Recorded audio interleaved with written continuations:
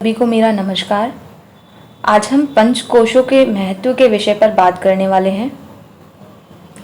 पंचकोशों के विषय पर परम पूज्य गुरुदेव पंडित श्रीराम शर्मा आचार्य जी ने बहुत अच्छी व्याख्या की है।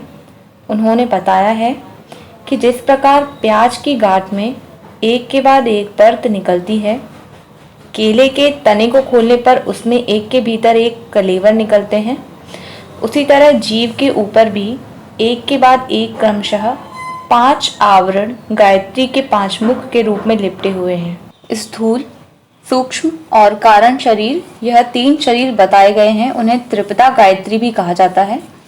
स्थूल शरीर में अन्नमय कोश और प्राणमय कोश आते हैं। इनमें 5 तत्व, पृथ्वी तत्व, जल तत्व, अग्नि तत्व, वायु तत्व और आकाश तत्व, 5 प्राण अर्थात अपान, समान, प्राण, उदान और व्यान का समावेश है।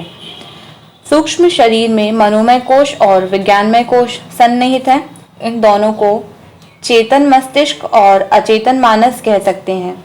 कारण शरीर में आनंदमय कोश आता है, जो अन्न के रस से उत्पन्न होता है, जो अन्न से बनता है और जो अन्न रूप में पृथ्वी में ही लीन हो जाता है। उसे अन्नमय कोश और स्थूल शरीर कहते हैं। प्राण, अपान, व्यान, समान और उदान, इन 5 प्राण वायुओं के समूह और 5 कर्मेंद्रियों के समूह को प्राणमय कोश कहा जाता है। मन और 5 ज्ञानेंद्रियों के समूह के मिलने से मनोमय कोश बनता है। इसे इच्छा शक्ति भी कह सकते हैं। बुद्धि और 5 ज्ञानेंद्रियों का समन्वय विज्ञानमय कोश कहलाता है। यह ज्ञान शक्ति है। आनंदमय कोश आनंद का भंडार है। इसे अमृत कलश भी कहते हैं।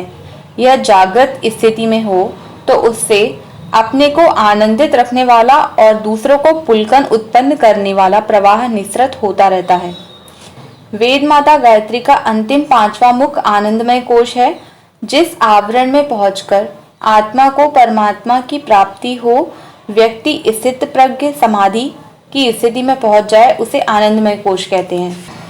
तैत्तिरीय उपनिषद की तृतीय वल्ली भृगुवल्ली है। उसमें प्रसंग आता है कि वरुण के पुत्र भृगु ने पिता के निकट जाकर प्रार्थना की कि हे भगवान, मुझे ब्रह्म ज्ञान की शिक्षा दीजिए।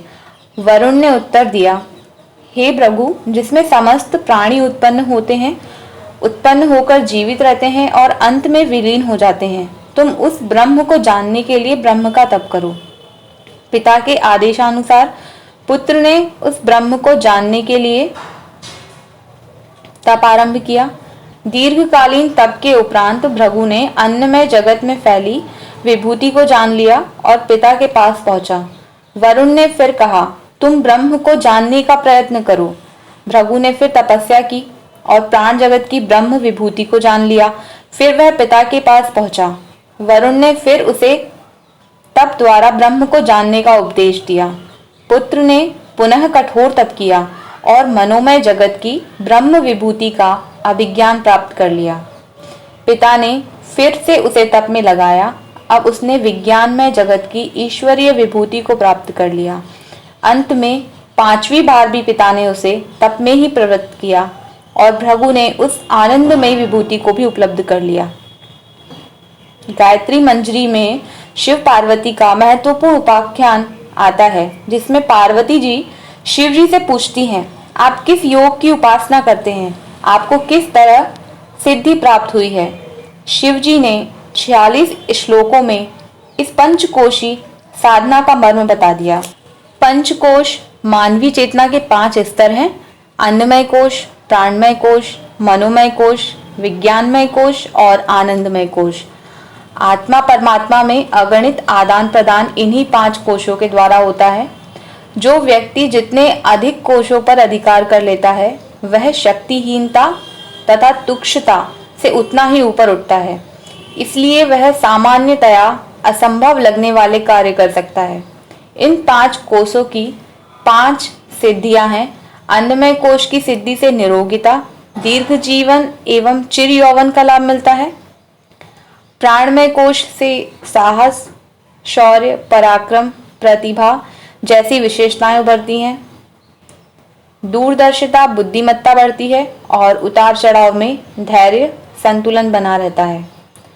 मनोमय कोश चंचल मन को एकाग्र चित्त कर उसे संयम, चतुष्टय तथा ध्यान की विभिन्न विधियों के माध्यम से मस्तिष्क की प्रसुप्त क्षमताओं का जागरण करता है।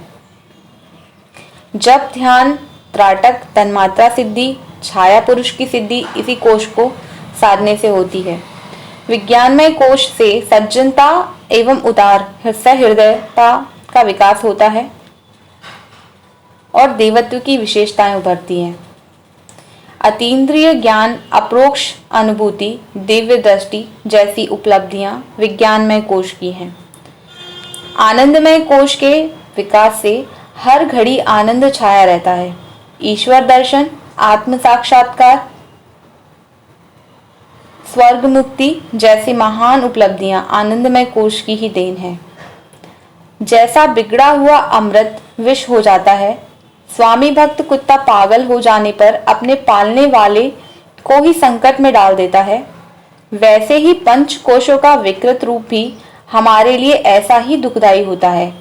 नाना प्रकार के पाप तापों, क्लेशों, कलहों, दुखों, दुर्भाग्यों, चिंता, शोकों, अभाव, दारिद्र्य, पीड़ा और वेदनाओं में तड़पते हुए मानव इस विकृति के ही शिकार हो रहे हैं। वस्तुतः पंचकोशों का उपहार प्रभु ने हमारी अनंत सुख सुविधाओं के लिए दिया है। यह 5 सवारियां हैं जो अनिष्ट रूपी शत्रुओं का विनाश और आत्म संरक्षण के लिए अतीव उपयोगी हैं। यह 5 शक्तिशाली सेवक हैं जो हर घड़ी आज्ञा पालन के लिए प्रस्तुत रहते हैं। इन 5 खजानों में अटूट संपदा भरी पड़ी है। इस पंचामृत का ऐसा स्वाद है कि जिसकी बूंद चखने के लिए मुक्त हुई आत्माएं भी लौट लौट कर नर तन में अवतार लेती रहती हैं।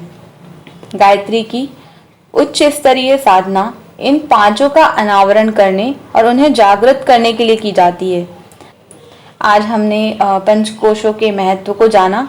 अगर इस विषय पर आप कोई अन्य जानकारी चाहते हैं तो कमेंट बॉक्स पर कमेंट करके ज़रूर बताएं और चैनल को सब्सक्राइब करना ना भूलें। वीडियो पसंद आया हो तो लाइक करें, शेयर करें। धन्यवाद।